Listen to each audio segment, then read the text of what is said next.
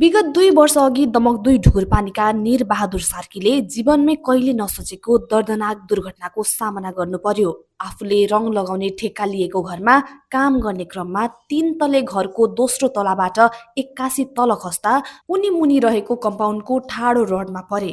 Rod उनको हातको जोर्नी हुँदै पाखुराबाट छेडिँदै बाहिर निस्किँदा हातको हड्डी 4 टुक्रा भयो भने नसामा समेत गम्भीर क्षति पुग्यो। दुर्घटनापछि तत्कालै उनलाई दमक खरखरे स्थित आम्दा अस्पताल पुर्याइयो।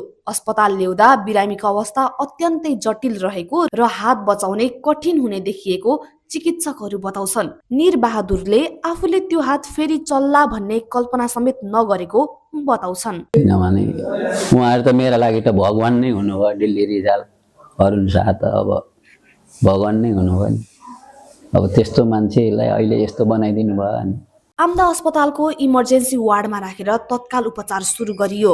हाड जोड्ने तथा नसा रोग विशेषज्ञ डाक्टर अरुण कुमार शाहका अनुसार सुरुवाती चरणमा संक्रमणको जोखिम उच्च भएकाले बिरामीलाई 2-3 हप्ता अस्पतालमै राखेर घाउ सफा गर्ने र आवश्यक उपचार गरिएको थियो। त्यसपछि अर्को चरणमा हातमा स्टिल राखेर शल्यक्रिया गरेको उपचारमा संलग्न चिकित्सक डाक्टर अरुण कुमार शाहले बताए। 2 वर्ष पहिले हाम्रो एआरमा चाहिँ ठ्याक्कै 2-3 बजेतिर निस्किने बेलामा उहाँ आउनुभयो।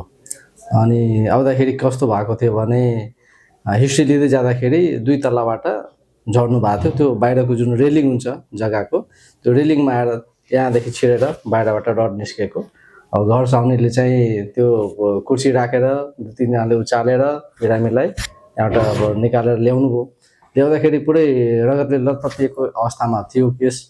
अनि मैले हेरेर एउटा एक्सरे गरेँ। एक्सरे गर्दाखेरि हाम्रो भाषामा प्रोक्सिमल ह्युमरस फ्र्याक्चर देखेको थियो, 4 टुक्रा भएको थियो। त्यो सँगसँगै के भयो भने यहाँ एउटा नर्भ हुन्छ, एक्जिलरी नर्भ, त्यो चाहिँ इन्जुरी भएको थियो। त्यो चाहिँ रप्चर भएर त्यहीबाट रगतहरूले पुरै लतपतिएको थियो।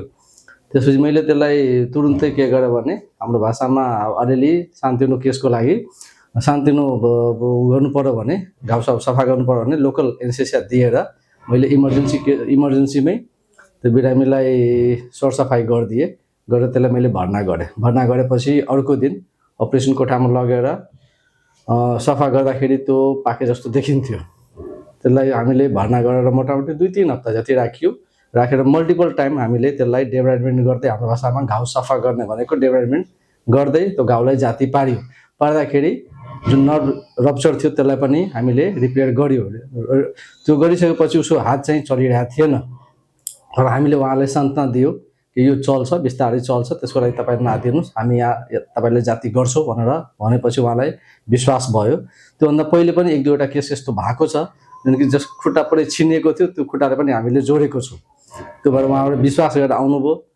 आएपछि मैले त्यसलाई के गरेँ भने मल्टिपल टाइम डेभलपमेन्ट गर्दै घाउलाई सफा गरेर त्यसलाई राम्रो बनाइयो। बनाइसकेपछि अर्को चरणमा हामीले त्यसलाई स्टिल हाल्यो। स्टिल त्यो यता माथि हड्डी जोड्नलाई पाता हाल्यो। करिब 8-9 महिनासम्म हात राम्रोसँग नचल्दा बिरामीलाई शारीरिक तथा मानसिक रूपमा कठिन समय गुजार्नु पर्यो। तर नियमित फिजियोथेरापी र चिकित्सकको निरन्तर निगरानीले बिस्तारै उनको हात चल्न थाल्यो। उपचारको करिब 10 महिनापछि नै सामान्य काम गर्न सक्ने अवस्थामा पुगेका निर बहादुर सार्की स्टिल निकाल्न अस्पताल आउनु अघिसम्म पनि आफ्नो पुरानै पेसामा निरन्तर लागेका थिए। 2 वर्षपछि हालै उनको हातमा लगाइएको स्टिल समेत सफलतापूर्वक निकालिएको छ। अहिले उनको हात लगभग पहिलाकै जस्तै अवस्थामा फर्किएको छ। 10 महिनासम्म चाहिँ बसेँ। 10 महिना पछाडिदेखि चाहिँ म खुरुखुरु नै काम गरिरहेँ।